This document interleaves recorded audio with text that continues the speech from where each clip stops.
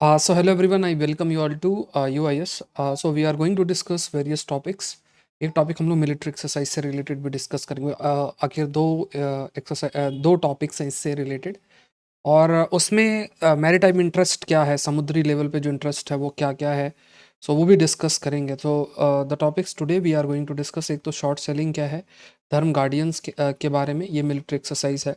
Election commission symbols political parties, जहाँ पे जैसे डिस्प्यूट होता है ना, जब शिवसेना वाला इशू है तब जो भी पॉलिटिकल डिबेट है उस पर तो वी विल नॉट गो, कौन क्या कह रहा है, but we have to no.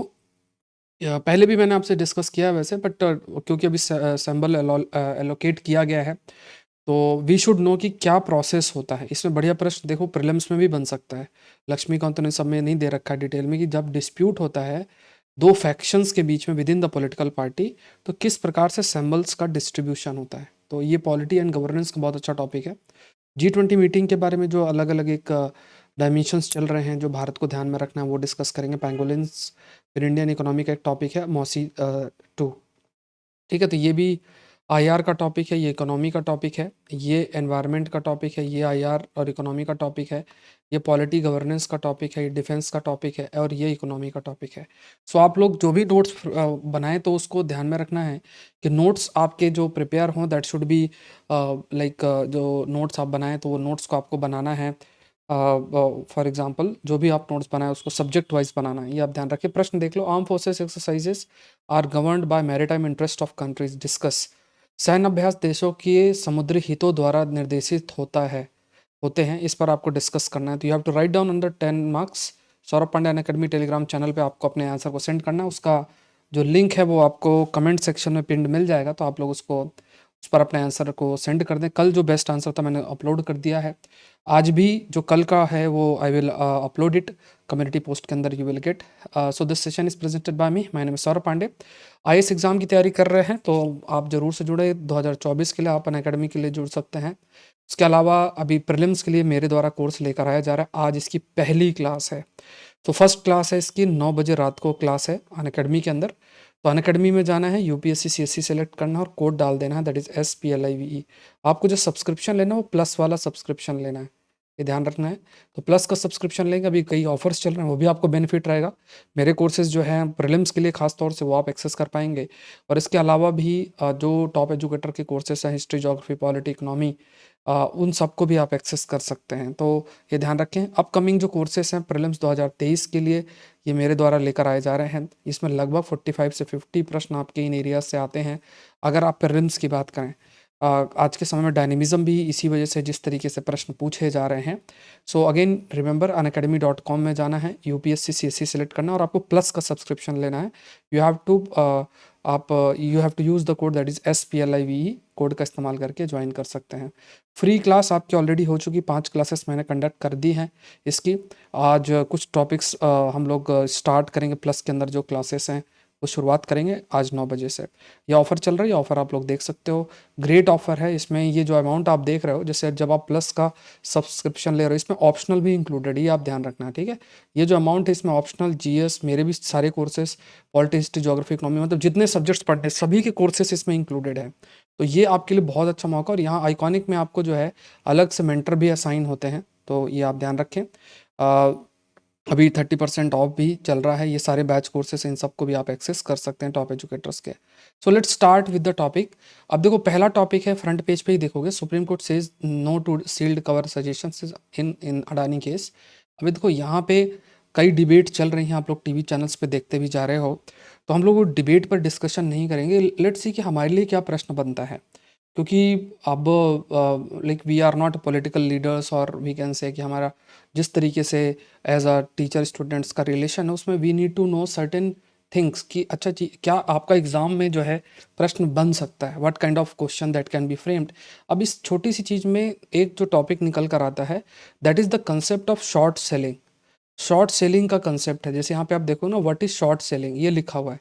तो हमें अभी फिलहाल ये जानना है, जैसे जैसे नई नई चीज़ें आएंगी we keep on discussing these things. तो we have to understand the concept of short selling. ये प्रश्न आपका इकोनॉमी के लिए बन सकता है। तो शॉर्ट सेलिंग का मतलब ही, अगर आप देखो, शॉर्ट शब्द का मतलब जल्दी से कोई चीज़ को बेच देना। सो जब भी किसी इन्वेस्टर के द्वारा बोरो किया जाता है कोई सिक्योरिटी सिक्योरिटी को, जैसे जो भी सिक्योरिटी है, शेयर्स हैं, उसको बोरो किया जाता है और उसको फिर तुरंत ओपन मार्केट में बेच देना एंड बेच देना, फिर जब उसका प्राइस डाउन हो फिर खरीदना फिर बेचना, इस टाइप से।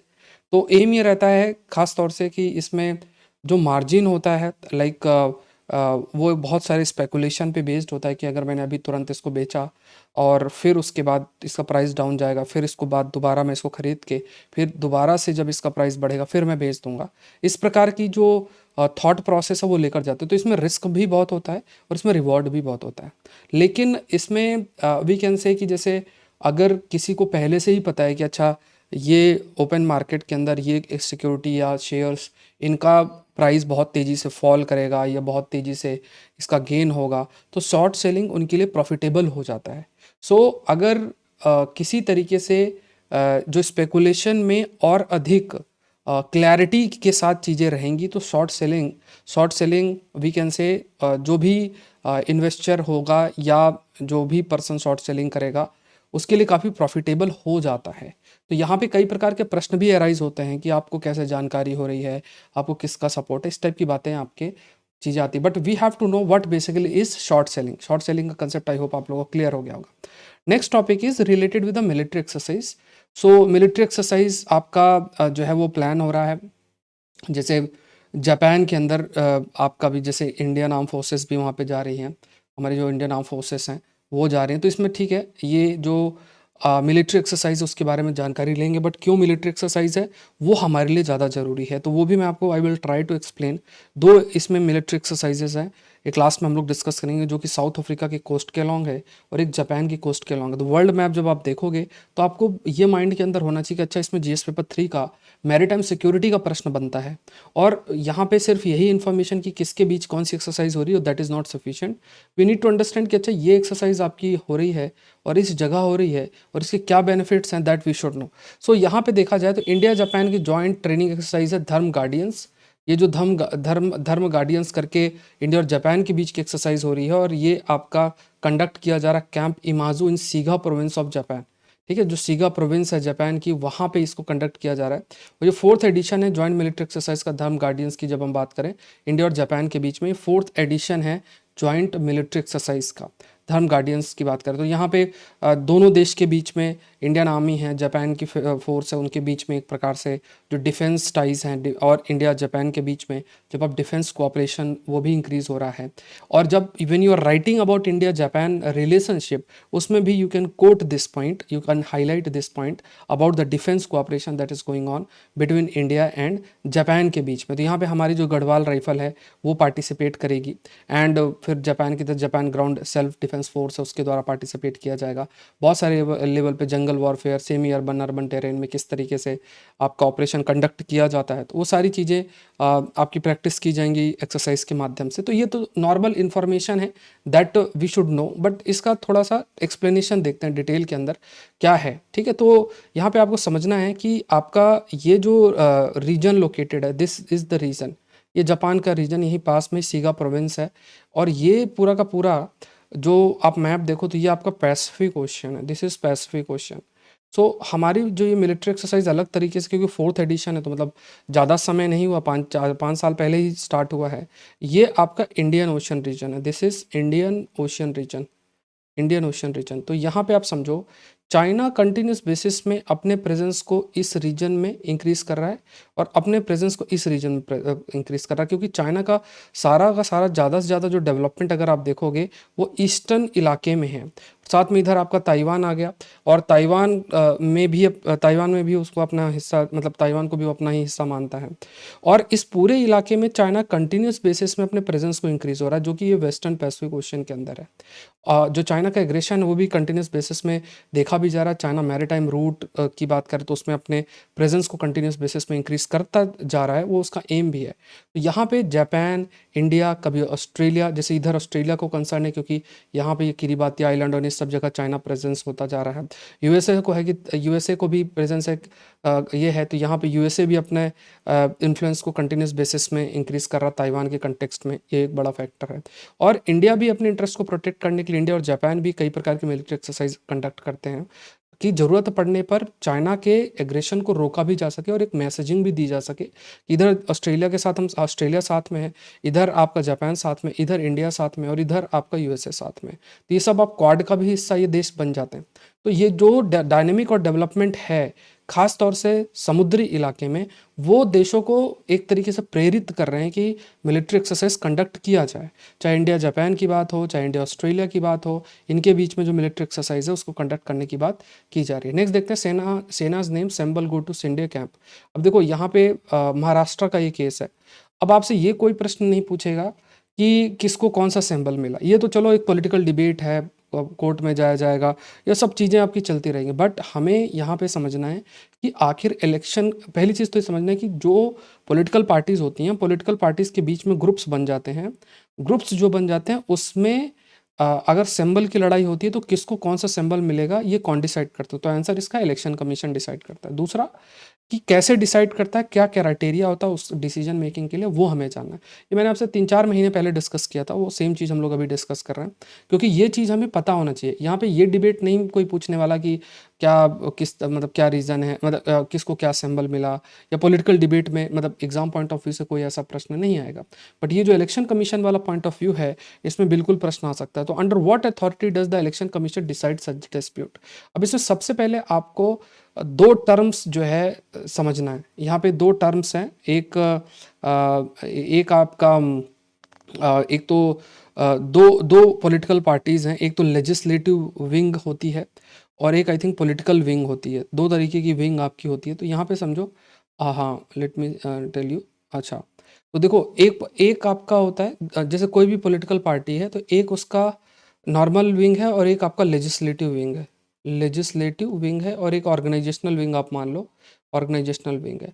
तो लेजिस्लेटिव विंग या लेजिस्लेटिव पार्टी शब्द भी इस्तेमाल किया जाता है। इसका क्या मतलब होता है कि जैसे मान लो, जैसे ये पॉलिटिकल पार्टी शिवसेना ही है, इसके कितने लोग एमपी और एमएलए हैं वो उसका लेजिस्लेटिव पार्टी या लेजिस्लेटिव विंग डिसाइड करता है। एक ऑर्गेनाइजेशनल विंग है, मतलब पूरी जो संस्था है उनके ऑर्गेनाइजेशनल पॉलिटिकल पार्टी, तो जो भी पार्टी को इलेक्शन कमीशन के द्वारा रिकॉग्नाइज होता है तो वो अपना संविधान, अपने ऑफिस बियरर, सारी लिस्ट जो है वो प्रोवाइड करते हैं इलेक्शन कमीशन को, तो ऑर्गेनाइजेशनल विंग है। इलेक्शन कमीशन जब डिसाइड करता है कि अच्छा पॉलिटिकल पार्टीज के बीच में लड़ाई चल रही है, दो फैक्शंस या दो गुट बन गए हैं, अब इसमें किसको गुट, कौन से गुट को कितना प्रॉफिट होगा, या आप कह सकते हो किस गुट की बात मानी जाए, जो पॉलिटिकल पार्टी की सिंबल किसको दिया जाए, तो इसमें क्या किस तरीके से इलेक्शन कमीशन डिसाइड करता है? इलेक्शन कमीशन बेसिकली ये देखता है कि जो लेजिस्लेटिव विंग है उस लेजिस्लेटिव विंग में कितना इन्फ्लुएंस है, लेजिस्लेटिव विंग में आपका कितना इन्फ्लुएंस है, जो पॉलिटिकल पार्टीज के विद इन डिफरेंट फैक्शंस। मान लो सिंडे ग्रुप है और एक उद्धव ठाकरे ग्रुप है, तो सिंडे ग्रुप में जो एमएलएज हैं सिंडे ग्रुप को कितना सपोर्ट कर रहे हैं। अगर सिंडे ग्रुप को 55 में से मेजोरिटी ऑफ एमएलएज अगर सपोर्ट कर रहे हैं तो लेजिस्लेटिव पार्टी में डोमिनेंस सिंडे ग्रुप का होगा। फिर दूसरी चीज़ ये लोग देखेंगे कि जो ऑर्गेनाइजेशनल विंग है उसमें सिंडे ग्रुप को कितना अधिक सपोर्ट आपको मिलता है। जो ऑर्गेनाइजेशनल विंग है उस पर सिंडे ग्रुप को कितना अधिक जो है जो ऑर्गेनाइजेशनल विंग के अंदर सिंडे ग्रुप को कितना अधिक सपोर्ट प्रोवाइडेड। अब ये कैसे डिसाइड होगा? तो डिफरेंट डिफरेंट जो ऑर्गेनाइजेशनल ग्रुप्स हैं, मतलब जो डिफरेंट डिफरेंट पोजीशंस हैं, उन पोजीशंस में सिंडे ग्रुप को कितना अधिक सपोर्ट मिल रहा है। अब इन दो क्राइटेरिया के बेसिस पे फिर ये इलेक्शन कमीशन को डिसाइड करना होता है कि जो पार्टी का मेन सिंबल है वो किसको दिया जाए। अब देखो इसमें क्या सही है क्या गलत है वो we are not discussing, we are just discussing कि क्या प्रोसेस है, प्रोसेस क्या है, मतलब जो प्रोविजंस मेंशन्ड है वो क्या है। तो एक तो लेजिस्लेटिव पार्टी में और फिर दूसरा ऑर्गेनाइजेशनल विंग में, दोनों चीज़ों को देखा आपका जाता है। तो election symbols reservation and allotment order 1968, इसके तहत पावर आपका मिलता है जिसके माध्यम से पॉलिटिकल पार्टीज को सिंबल आपका डिस्ट्रीब्यूट किया जाता है। इसमें पैराग्राफ जो 15 है ऑर्डर का, ये डिस्प्यूट को डिसाइड करता है। मान लो राइवल ग्रुप्स हैं विद इन पॉलिटिकल पार्टीज के अंदर, अगर राइवल ग्रुप्स एग्जिस्ट करते हैं तो किसको कौन सा सिंबल मिलेगा, दैट बेसिकली इज डिसाइडेड। और वो पैराग्राफ 15 के अंदर मेंशन्ड है अंडर इलेक्शन सिंबल ऑर्डर 1968 के तहत। सो लीगल स्टेटस पैराग्राफ 15 का क्या है? अब पैराग्राफ 15 के अंदर इलेक्शन कमीशन ही इकलौता ऐसा, ये लाइन प्रीलिम्स में आपके लिए पूछी जा सकती है। और आपको ध्यान में रखना है कि पैराग्राफ जो 15 है उसमें इलेक्शन कमीशन ही सिर्फ इकलौती ऐसी अथॉरिटी है जो डिसाइड करेगी इश्यूज ऑन डिस्प्यूट और अ मर्जर। किसी भी तरीके का डिस्प्यूट या मर्जर से रिलेटेड जो भी फाइनल डिसीजन है, that decision has to be of Election Commission. Decision जो है वो इलेक्शन कमीशन का ही होगा। ये चीज़ पैराग्राफ 15 के अंदर मेंशन्ड है और इस चीज़ को हाईलाइट भी किया गया है ऑनरेबल सुप्रीम कोर्ट के द्वारा, जो सदीक अली केस है 1971 का। देखो देखो इसमें बहुत अच्छा प्रश्न आपके लिए मेंस में भी बन सकता है, प्रीलिम्स में भी बन सकता है, और ये चीज़ें जानकारी आपको लक्ष्मीकांत में भी नहीं दी है। What aspect does the Election Commission consider before recognising one group as a official party. अब इसमें इसमें जैसे मैंने आपको कहा कि दो चीज़ें देखी जाएंगी जो मैंने अभी आपको एक्सप्लेन किया। एक तो ऑर्गेनाइजेशनल विंग देखा जाएगा, दूसरा लेजिस्लेटिव विंग देखा जाएगा। तो दो चीज़ों को देखा जाता है, ऑर्गेनाइजेशनल विंग और लेजिस्लेटिव विंग, और उसके बेसिस में किसका कितना इन्फ्लुएंस है उस चीज़ को एग्जामिन किया जाता है और उस बेसिस पे फिर डिसाइड आपका किया जाता है। जैसे ऑर्गेनाइजेशनल विंग में किसके जो डिफरेंट ऑफिस बियरर हैं कितना सपोर्ट मिल रहा है, किस राइवल ग्रुप को कितना सपोर्ट मिल रहा है, लेजिस्लेटिव विंग में किसको क्या सपोर्ट मिल रहा है, कितने एमएलए सपोर्ट कर रहे हैं किस ग्रुप को। तो इस बेसिस पे ये डिसाइड आपका किया जाता है कि जो इलेक्शन कमीशन है बेसिकली डिसाइड कि जो पार्टी का मेन सिंबल है वो किसको दिया जाएगा या मेन सिंबल किसको दिया जाए। So what ruling will the Election Commission give after definite finding. तो यहाँ पे इलेक्शन कमीशन में decide the dispute in favour of one faction. यहाँ पे जिसका जितना कमांड होगा ऑर्गेनाइजेशनल विंग में और लेजिस्लेटिव विंग में, जिसका जितना कमांड होता है उसी को नेम और सिंबल आपका दिया जाता है। दूसरे ग्रुप को कहा जाता है कि आप अगर चाहते हो तो आप एक सेपरेट पॉलिटिकल पार्टी के रूप में भी अपने आप को रजिस्टर कर सकते हो। आपको सेपरेट सिंबल और पॉलिटिकल पार्टी का नाम एलोकेट हो जाएगा। ये चीज़ जो है आपकी जो नॉर्म्स या रूल्स इस तरीके से आपके हाईलाइट किए जाते हैं। ये पॉइंट आपको ध्यान में रखना। क्या होता है, what happen when there is no certainty about the majority of either faction. मतलब यही नहीं पता चल रहा है कि दोनों राइवल ग्रुप्स में किसके पास मेजोरिटी है। सो यहाँ पे ऐसी स्थिति में जब ऐसी स्थिति आ जाती है तो जो इलेक्शन कमीशन है वो पार्टी के सिंबल्स को फ्रीज भी कर सकता है। और जैसे मान लो दोनों सिंडे ग्रुप है और उद्धव ग्रुप है, अब Election Commission is not able to decide कि किसके पास मेजोरिटी है, लेजिस्लेटिव विंग में किसके पास है, ऑर्गेनाइजेशनल विंग में किसके पास है। ऐसी स्थिति बन गई। जब ऐसी स्थिति बन जाएगी so under that consideration election commission basically it will see, वो इलेक्शन कमीशन ऐसा भी कर सकता है कि दोनों फैक्शंस को मेन सिंबल ना दे, कहे कि आप अलग से रजिस्टर करो, नया नेम और नया सिंबल उनको प्रोवाइड किया जा सकता है। इंस्टेड ऑफ गिविंग, जो जैसे मान लो शिवसेना है और उनका धनुष सिंबल है, उसकी जगह कह दिया जाए कि आप अपना एक सिंबल और नाम खुद से बताओ, उसको हम अप्रूव कर देंगे। क्योंकि ये डिसाइड नहीं हो पा रहा है कि मेजोरिटी किसके पास है या किसका होल्ड है, लेजिस्लेटिव विंग में या ऑर्गेनाइजेशनल विंग में। Can a dispute be decided immediately if elections are around the corner. तो देखो यहाँ पे ये समझना है कि सपोज करो कि जैसे जब डिस्प्यूट हुआ था तो डिस्प्यूट के तुरंत बाद इलेक्शन भी था। तो अगर इलेक्शन है तुरंत बाद, तो क्या ऐसी स्थिति में जब इलेक्शन तुरंत है, ऐसी स्थिति में क्या जब इलेक्शन एकदम से तुरंत है, तो क्या ऐसी स्थिति में जब इलेक्शन एकदम से है तो तुरंत इलेक्शन कमीशन डिसाइड कर सकता है? तो आंसर ये है कि ऐसे नहीं होता। इलेक्शन कमीशन उस टाइम पीरियड में, मान लो तुरंत एक दो हफ्ते महीने भर के अंदर इलेक्शन हो रहा है, तो ऐसे कंडीशन में इलेक्शन कमीशन दोनों को ही एक नया सिंबल दे देगा कि बोले अभी फिलहाल जब तक डिसाइड नहीं हो रहा आप इस सिंबल से जो है आप इलेक्शन लड़ सकते हो। और फिर जैसे डिसाइड होता है तो सिंबल्स को डिस्ट्रीब्यूट कर दिया जाता है डिपेंडिंग ऑन जो क्राइटेरिया अभी हमने डिस्कस किया। What happen when rival faction settles their differences in future. अगर सपोज करो रीयूनाइट हो जाए, फ्यूचर के अंदर दोनों रीयूनाइट हो जाएंगे, तो यहाँ पे फिर अगर रीयूनाइट भी हो जाते तो उस स्थिति में दोबारा से ही उस नाम को और सिंबल को रिस्टोर कर दिया जाता है। ये आपका फॉलो किया था। ऐसा नहीं कि इलेक्शन कमीशन कहे कि अब जो है आपने अलग हो गया, आपका सेपरेट सिंबल हो गया, तो आप कभी अगर साथ भी आओगे तो हम आपको नहीं प्रोवाइड करेंगे। इस तरीके से नहीं है, क्योंकि अगर दूसरा फैक्शन उसको भी एक सिंबल और पार्टी का जो नाम है उसको रिकॉग्नाइज किया जाता है by the Election commission itself, already ये चीज़ की जाती है। सो अगर क्योंकि ऑलरेडी आपकी ये पूरा सब कुछ डिसाइड किया जाता है, अंडर दैट कंसिडरेशन जब देखा जाए तो दोनों फैक्शंस जब दोबारा से मर्ज कर जाएंगे, ऐसी स्थिति में फ्यूचर के अंदर दोबारा से वो नाम और सिंबल को रिस्टोर किया जा सकता है। ये पॉइंट आपको ध्यान में रखना है। नेक्स्ट देखते हैं सेंटर टर्न्स फोकस ऑन की G20 मीटिंग। अब इसमें थोड़ा सा देखो, इसमें हमने G20 पर बहुत डिस्कशन किया है। There is a high possibility कि इस बार के प्रीलिम्स में आपको इस एरिया से प्रश्न भी जो है जरूर से मिलेंगे। So centre turns focus on की G20 मीटिंग, ठीक है, सेंटर टर्न्स फोकस ऑन की G20 मीटिंग इसमें है। अब इसमें देखो कि क्या कुछ इंपॉर्टेंट एस्पेक्ट है, उसको थोड़ा सा देखते हैं। अब इसमें G20 पर बहुत डिस्कशन हम लोग को ऑलरेडी भी, इफ़ यू रिमेंबर, हम लोगों ने काफ़ी डिस्कशन इसमें किया है। तो G20 की बात करें तो इंडिया इस बार G20 की हेड कर रहा है। अभी फिलहाल के लिए फॉरेन मिनिस्टर्स जो हैं G20 की, उनकी मीटिंग होनी है। अब इसमें देखो एक G20 के अंदर इंडिया के सामने सबसे बड़ा चैलेंज है। वो चैलेंज का ध्यान समझना, ये एक टॉपिक आपका इंटरनेशनल रिलेशन का फ्रेम हो जाता है। तो आर्गुमेंट ये पहले भी हम कर चुके हैं, लेकिन थोड़ा सा एक बार समझने का प्रयास दोबारा से करो। देखो, पूरा जो विश्व है वो दो पार्ट में बटा हुआ है। एक तरफ आपका रशिया है, दूसरी तरफ आपका चीन है, और एक तरफ आपका G7 देश है, जिसमें यूएस और दूसरे जो देश है ये हैं। अब सपोज करो एक यूक्रेन वॉर है, यूक्रेन वॉर है। अब होता क्या है कि रशिया का मान लो एम्बेसडर या हेड ऑफ द स्टेट आएंगे, उन्होंने कोई बात कही तो ये वाले चले जाएंगे, ये अगर कुछ बोलेंगे तो ये चले जाएंगे। साथ में इंडोनेशिया को भी ये प्रॉब्लम बहुत फेस करनी पड़ी थी। साथ में कोई फोटो नहीं खिंचवाएगा साथ में, सब मतलब, क्योंकि डिफरेंट सेट ऑफ एक ओपिनियन भी कैरी कर जाता है, क्योंकि विश्व जो है बहुत अधिक पोलराइज्ड है। चाइना रशिया की बात करें तो वो एक फैक्शन बन रहा है, G7 यूएसए की बात करें वो एक फैक्शन बन रहा है, और India as a G20 head, दोनों के बीच में इंडिया को बैलेंस करना है। अब इंडिया के पास क्या ऑप्शन रहेगा? इंडिया अगर ऐसे इश्यूज को पिक कर ले, ऐसे इश्यूज को पिक कर ले जिसमें दोनों को डिस्प्यूट आपका बहुत ज़्यादा, मान लो यूक्रेन इशू पे इंडिया कहता बातचीत करनी है, या कुछ ऐसे इश्यूज को पिक करे जहां दोनों का बहुत ह्यूज डिवीजन एग्जिस्ट करता है, तो ऐसी स्थिति में G20 के जो भी एजेंडा है वो सक्सेसफुल नहीं हो पाएंगे। सो इंडिया को ऐसी चीज़ों को पिक, मान लो क्लाइमेट चेंज है, कुछ ऐसी चीज़ों को पिक करना पड़ेगा जहाँ पे दोनों देश साथ में आके एटलीस्ट डिस्कस तो कर सकें।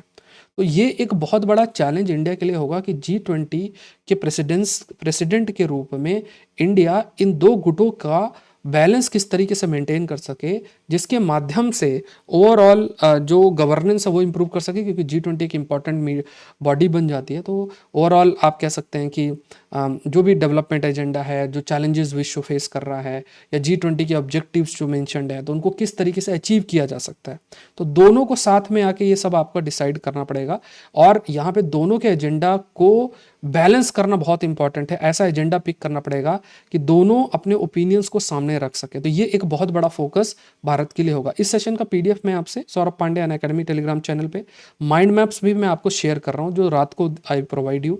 तो माइंड मैप्स आप लोग ले लेना, वो बहुत अच्छे माइंड मैप्स जो है वो प्रिपेयर हो रहे हैं। तो ये पूरे सेशन का माइंड मैप आपको रात को I provide you Saurabh Pandey Unacademy Telegram channel में आपको मिल जाता है। तो माइंड मैप्स आप लोग डाउनलोड करो, उसको भी जो है वो आपको यूज़ करना है। That is also of great help. तो रिवीजन करो, प्रिंट आउट भी आप चाहो तो ले सकते हो, वो अच्छे तरीके से प्रिपेयर्ड रहते हैं। या आप अपने लैपटॉप में मर्ज पीडीएफ कर लो महीने भर का, फिर आप यूज़ कर सकते हो। तो ये सब चीज़ें जो है फॉलो आप कर सकते हैं। तो यहाँ पे एक तो ये है। दूसरा, मंडे टू फ्राइडे हमारा प्रीलिम्स बूस्टर सेशन होता है, और एक आज वीडियो भी मैं आपके लिए लेकर आऊँगा जो यूपीएससी में रिपीटेड क्वेश्चंस आते हैं, तो किस तरीके से आपको उस बेसिस पे अपनी स्ट्रैटेजी को डेवलप करना चाहिए, ये चीज़ें भी हैं। यूआईएस चैनल को आप लोग ज़रूर से सब्सक्राइब करें। आप सेशन देखते हैं और सब्सक्राइब नहीं करते हैं, ऐसा नहीं करना है, तो सब्सक्राइब जरूर से करें। सेशन लाइव देखते हैं तो it will hardly take less than 1 second. Like button press कर अपनी अटेंडेंस दे। ये कॉमन सी गाइडलाइंस है जो जरूर से आपको फॉलो करना है। जो क्वेश्चन आपको दिया जाता है आंसर जरूर से लेगा, उसको ज़्यादा डिले नहीं करना, क्योंकि आंसर राइटिंग बहुत ज़्यादा इंपॉर्टेंट आपका होता है। तो ये सारी बातें जो मैंने आपसे डिस्कस की हैं, ये बातें इसमें लिखी हुई, उसका पीडीएफ मैं आपसे शेयर कर दूंगा, ग्रुप में डाल दूंगा। नेक्स्ट देखते हैं, over 1000 pangolins posed and trafficked in India in past 5 years. ये पेंगोलिन है, दिस इज पेंगोलिन। पिछली बार आई थिंक 21 के अंदर प्रीलिम्स में भी इसके ऊपर प्रश्न पूछा गया था। तो ये पेंगोलिन है। पेंगोलिन बेसिकली शेड्यूल 1 के अंदर आपका आता ही है, wild life protection act 1972, and world की मोस्ट ट्रैफिक्ड मैमल के रूप में, क्योंकि इसके शरीर को और उसको पता नहीं क्या क्या ट्रेडिशनल मेडिसिन और इन सब में सोचा जाता है लोगों के द्वारा, तो उसका इस्तेमाल किया जाता है। इस वजह से इसकी पोचिंग भी बहुत आती है, होती बहुत ज़्यादा इलीगल ट्रेड होता है, जो कि $2.5 बिलियन एवरी ईयर में, ह्यूज डिमांड आप इमेजिन करो हो सकते हैं। इसको शेड्यूल 1 के अंदर रखा गया है। मतलब हाईएस्ट लेवल का प्रोटेक्शन जो टाइगर और इन सबको दिया जाता है, उस लेवल का प्रोटेक्शन पेंगोलिन को भी दिया जाता है। बट इसका इलीगल ट्रेड बहुत ज़्यादा हो रहा है, तो इसके नंबर भी धीरे धीरे क्या बहुत तेज़ी से रिड्यूस भी आपके हो रहे हैं। Zoological survey of India Kolkata ने भी हाईलाइट किया है कि किस तरीके से जो इंडियन पेंगोलिन है या चाइनीज़ पेंगोलिन है, उनके नंबर्स डिक्लाइन आपके हो रहे हैं।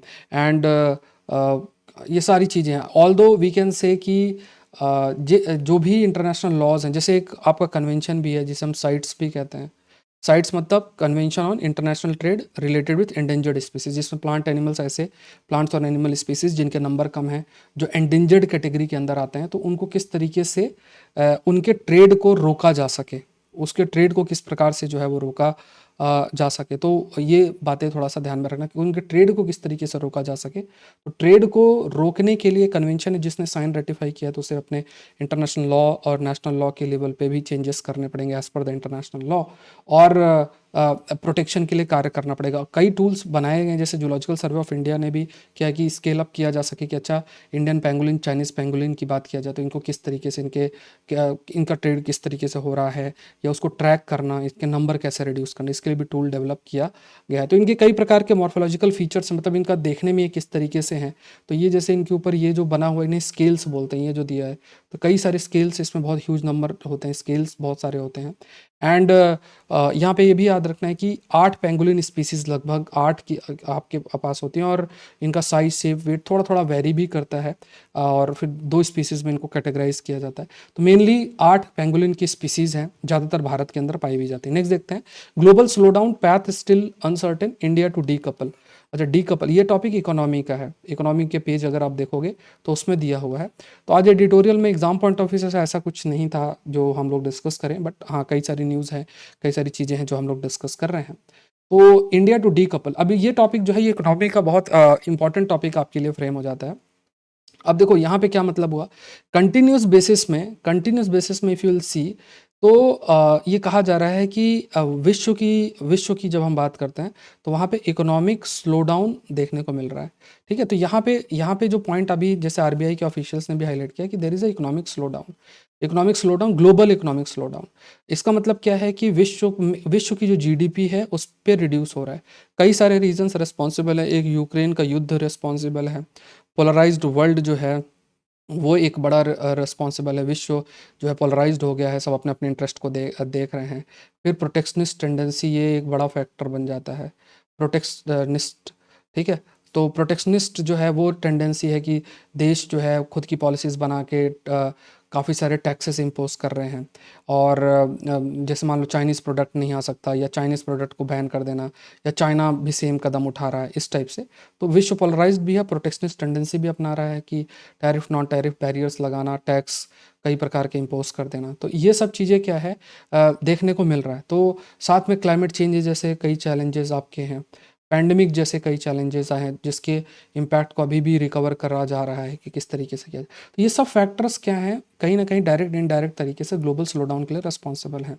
अब भारत को अगर आगे बढ़ना है, तो भारत भी कोई चीज़ प्रोड्यूस करता है, सपोज करो कोई भी प्रोडक्ट को भारत प्रोड्यूस करता है, तो उसको अपने प्रोडक्ट को बेचने के लिए 2 तरीके हैं। एक तो इंटरनेशनल मार्केट जहाँ पे डिमांड रिड्यूस हो रही है, दूसरा उसको रिप्लेस करने के लिए भारत को फिर जो डोमेस्टिक डिमांड है उसको रिवाइव करना पड़ेगा, और उसके लिए भारत भी प्रयास कर रहा है। तो इसमें लोगों को जॉब हो, परचेसिंग पावर तभी उनके पास बढ़ेगी, पैसा होगा तभी प्रोडक्ट बाय करेंगे। ऑल दो पूरा इंटरनेशनल डिमांड को आप डोमेस्टिक डिमांड से रिप्लेस नहीं कर सकते, लेकिन ये कहा गया आरबीआई ऑफिशियल्स के द्वारा कि जो भी ग्लोबल स्लो डाउन है जिस तरीके से है, भारत उससे डीकपल करेगा। मतलब भले विश्व स्लो डाउन हो, लेकिन भारत का स्लो डाउन नहीं होगा, उसमें थोड़ा सा इंप्रूवमेंट होगा। और इसमें खास तौर से जो डोमेस्टिक कंजम्पशन इन्वेस्टमेंट की बात करें, अलग अलग एरिया, चाहे एग्रीकल्चर की बात हो, या फिर जिस तरीके का एक एनवायरनमेंट है, बिजनेस अपॉर्चुनिटीज़ हैं, या इजीली क्रेडिट या बैंक लोन्स अवेलेबल हैं, ये सारे फैक्टर्स क्या है कि इंडिया के इकोनॉमिक ग्रोथ को बूस्ट करेंगे। ये आरबीआई के द्वारा ये बात बोली गई है, ये चीज़ जो है आरबीआई के द्वारा बोली गई। अब आरबीआई इस तरह की बातें इसलिए भी बोलते हैं क्योंकि एक पॉजिटिव सेंटिमेंट बन रहा है। अब ऐसे कोई नहीं बोलेगा कि नहीं हमारी इकोनॉमी डूब जाएगी, ऐसा बोलेंगे तो फिर बहुत नेगेटिव सेंटिमेंट जाएगा, तो जो डेवलपमेंट होना है वो भी नहीं हो पाएगा। तो बजट 2023-24 की भी बात करें तो यहाँ पे कैपिटल एक्सपेंडिचर पर फोकस किया है। कैपिटल मतलब जैसे मशीनरी, आपका रोड है ना, जो लॉन्ग टर्म एसेट्स होते हैं जिसमें आपको रिटर्न मिलता है, तो उन्हें हम कैपिटल एक्सपेंडिचर, तो जो खर्चा किया जाएगा, मान लो सरकार भी फोकस कर रही है कैपिटल एक्सपेंडिचर पे, तो ये चीज़ अट्रैक्ट करेगी प्राइवेट इन्वेस्टमेंट को भी। तो यहाँ पे क्या है कि प्राइवेट इन्वेस्टमेंट को क्राउड इन करेगी। यहाँ 2 टर्म होते हैं, एक होता है क्राउड इन, एक होता है क्राउड आउट, यह ध्यान में रखना है। यहाँ पे लिखा crowd in, crowd out. Crowding का मतलब क्या होता है कि जैसे मान लो जो केंद्र सरकार है उसने काफ़ी खर्चा किया, खर्चा करने से what will happen, it will attract the private investment as well, तो इसे क्राउडिंग बोलते हैं। इसका अपोजिट होता है क्राउड आउट, मतलब कि क्राउडिंग आउट भी बोलता है, जिसमें कि जहाँ खर्चा प्राइवेट सेक्टर को करना चाहिए वहाँ पे काफ़ी खर्चा जो है पब्लिक सेक्टर सरकार ने कर दिया, तो फिर प्राइवेट सेक्टर को लगेगा कि हमें अपॉर्चुनिटी इन्वेस्टमेंट की नहीं, तो वो बाहर चले जाएंगे। तो इसका क्राउडिंग इनका अपोजिट होता है क्राउड आउट। लेकिन यहाँ पे कहा गया कि क्राउडिंग इन जो प्राइवेट इन्वेस्टमेंट होगा because of the capital expenditure, इससे फिर जॉब्स भी क्रिएट होंगे, डिमांड जनरेट होगी, और इंडिया का जो ग्रोथ है दैट विल बी देयर। ठीक है, तो ये लिखा हुआ है क्राउडिंग आउट, ये हमने डिस्कस कर लिया। नेक्स्ट देखते हैं, Russia to test missile in naval drills with China. ठीक है, अगर आप सेशन लाइव देख रहे हैं तो जरूर से लाइक बटन प्रेस करें, it will hardly take less than 1 second. And जो है जो सेशन है, सेशन जो हम लोग अभी डिस्कस कर रहे हैं, ये सेशन आपको कम्प्लीटली वी कैन से कि डेली बेसिस पे 9:30 तक आपका अपलोड हो जाता है। और प्रीलिम्स पोस्टर का जो सेशन हमारा 7 AM को आता है, तो वो आप लोग देखते ही होंगे, मंडे टू फ्राइडे का टाइम रहता है। और इसका जो PDF है वो Saurabh Pandian academy Telegram channel पे आपको मिल जाएगा, डिस्क्रिप्शन या कमेंट सेक्शन में लिंक आपको मिल जाएगा। Russia to test missile in naval drills with China. अब देखो यहाँ पे एक चीज़, पहले मैप आप देखो यहाँ पे, तो यहाँ पे ये साउथ अफ्रीका है और यहाँ पे ये एक्सरसाइज कंडक्ट की जा रही है। अभी हमने इससे पहले एक्सरसाइज जो डिस्कस की थी वो यहाँ हो रही थी। तो देखो आप ये देखो देखो विश्व में बहुत सारे ऐसे रूट्स हैं जो इंपॉर्टेंट है। एक देखो ये एरिया है, इसे बोलते हैं मलक्का स्ट्रेट। और चाइना को हमेशा पता है कि देखो इंडिया बहुत क्लोज, ये अंडमान निकोबार आइलैंड है, और इस रास्ते को जब इंडिया चाहे ब्लॉक कर सकता है, तो चाइना को हमेशा डर बना रहता है। इसको एक शब्द भी इस्तेमाल करते हैं, मलक्का डिलेमा। और यहाँ पे देखो तो चाइना अपने प्रेजेंस को, जैसे यहाँ पे दिजिबाउती में अपना बेस उसने बना लिया, इस रूट में अपने डोमिनेंस को इंक्रीज करना। अब इसको काउंटर करने के लिए इंडिया को इजिप्ट की जरूरत है, इसलिए इजिप्ट के प्रेसिडेंट को भी भारत ने रिपब्लिक डे के उसमें बुलाया था। और यहाँ पे ईरान के साथ अच्छा रिश्ता बना रखा है चीन ने, यहाँ ग्वादर पोर्ट है, तो इस रास्ते में ये इसके लिए एडवांटेज बन जाता है, ये यहाँ पे एडवांटेज बनता है। तो इंडियन ओशन रीजन में कंटिन्यूस बेसिस में काफ़ी अधिक जो प्रेजेंस है वो चीन इंक्रीज करना चाहता है। तो भले इसको काउंटर करने के लिए हम यहाँ पे फोकस करें, लेकिन इस पूरे रीजन में काफ़ी फोकस वो कर रहा है। और यहाँ पे देखो इस रूट, ये भी इंपॉर्टेंट एक रूट बन जाता है साउथ अफ्रीका के पास में। तो अभी रशिया, चीन और साउथ अफ्रीका मिलके एक एक्सरसाइज यहाँ कंडक्ट कर रहे हैं, और इसका स्ट्रेटजिक इंपॉर्टेंस बन जाता है, क्योंकि ये रूट एक इम्पॉर्टेंट रूट आपका है, अवेलेबल है। तो ये है स्ट्रेटजिक एडवांटेज भी इसका काफ़ी अधिक है, इसलिए है। तो ये पॉइंट आपको ध्यान में रखना है। तो हमेशा ये नहीं, ज़रूरी नहीं कि हम ये सिर्फ डिस्कस करें कि कौन सी एक्सरसाइज हुआ। तो एक्सरसाइज का नाम जो रखा गया इनके बीच में 10 डे एक्सरसाइज है, मॉसी 2 नाम से है। ठीक है, तो मॉसी 2 नाम से, जिसमें साउथ अफ्रीका, चाइना और रशिया, इनकी नेवल ड्रिल एक प्रकार से उनकी तीनों की नेवी पार्टिसिपेट इसमें करेगी। एंड ख़ास तौर से फिर ये मे बी ये भी एक मैसेज भी कन्वे कर रहा है कि अफ्रीका की जो एक मेजर इकोनॉमी के रूप में साउथ अफ्रीका है, उसमें चाइना का इन्फ्लुएंस किस तरीके से ग्रो कर रहा है, ये चीज़ भी आपकी रिफ्लेक्ट होती है। ठीक है, so this session was presented by me, my name Saurabh Pandey. IAS, अभी मेंस का क्वेश्चन मैं आपको देता हूँ। अगर आप IAS एग्जाम की तैयारी कर रहे हैं तो आज से I am taking the class 9 बजे प्लस के अंदर, अनअकैडमी प्लस, इसके लिए आपको जुड़ना पड़ेगा। 9 PM को क्लास शेड्यूल्ड है, 2 घंटे की क्लास है, लगभग 15 के आसपास टॉपिक्स डेली बेसिस में कवर करेंगे, लगभग 500 to 600 टॉपिक्स आपके कवर होंगे। तो आपको ध्यान में रखना, इस कोर्स का हिस्सा जरूर जरूर से बनना है अगर आप 23 की तैयारी कर रहे हैं। तो कैसे ज्वाइन करोगे, unacademy.com में जाओ, UPSC CSC सेलेक्ट करो, ये सेलेक्ट करना है, और प्लस का सब्सक्रिप्शन लेना है, PLUS। ठीक है, प्लस का सब्सक्रिप्शन लेना है, कोड पूछेगा तो कोड डाल देना है SPLIVE। तो इसमें देखो बेनिफिट क्या, आप मेरे कोर्सेज कर सकते हो, साथ में सारे एजुकेटर के सारे कोर्सेज आप एक्सेस कर सकते हो। तो ये science, tech, environment, ecology, IR, agriculture, ये सारे के सारे सब्जेक्ट्स के कोर्सेज मैं आपके लिए मई से पहले लेकर आऊँगा। तो सारे कोर्सेज आप में लगभग 45 to 50 टॉपिक्स आपके कवर होते हैं प्रीलिम्स 2023 के लिए। तो यहाँ पे अभी ग्रेट ऑफर भी चल रहा है, फरवरी 16 और 21 की बात करें तो ये उस पर फरवरी 16 से लेकर 21 तक का जो टाइम, इसमें 30% ऑफ है UPSC CSC सब्सक्रिप्शन में। तो इसका भी बेनिफिट उठाएं। तो देखो ये जो अमाउंट आप देख रहे हो, इसमें ऑप्शनल भी इंक्लूड है। तो देखो इसमें ऑप्शनल है, GS है, GS जनरल स्टडीज़ के प्रीलिम्स मेंस के सारे कोर्सेस हैं, लगभग जितने 20 के आसपास सब्जेक्ट, ऐसे राइटिंग, एथिक्स, आपको फिर कुछ नहीं करने की ज़रूरत है। ठीक है, तो इसको जरूर से जुड़े। मेरे भी कोर्सेस हैं, साथ में बैच कोर्सेस हैं टॉप एजुकेटर्स के, उसके अलावा सारे कोर्सेस इसके अंदर इंक्लूड है। मतलब आपको फिर प्रिपरेशन में और कुछ ज़रूरत नहीं पड़ेगी, include test series, everything is there. ठीक है। तो जैसे आरंभ बैच है, लक्ष्य बैच है, तो SPLIB कोड यूज़ करके आपको ज्वाइन करना है। तो ये बैच कोर्सेस हैं, जैसे 24 के लिए आरंभ बैच है, उसके बाद लक्ष्य बैच हिंदी माध्यम के स्टूडेंट्स के लिए है, तो आप लोग इसका हिस्सा जरूर से बने। ये प्रश्न देख लो, arm force exercise are governed by maritime interest of countries discuss. सैन्य अभ्यास देशों के समुद्री हितों द्वारा निर्देशित होते हैं, चर्चा करें। 10 मार्क्स का क्वेश्चन, 150 वर्ड्स हैं, तो आप अपने आंसर को जरूर से लिखें और अपने आंसर को सेंड करें Saurabh Pandian academy Telegram channel पे। सो आज के लिए इतना ही। आई होप ये सेशन आपके लिए हेल्पफुल रहा होगा। Thank you everyone. सेशन को जरूर से लाइक करें, यूआईएस चैनल को जरूर से सब्सक्राइब करें। Thank you.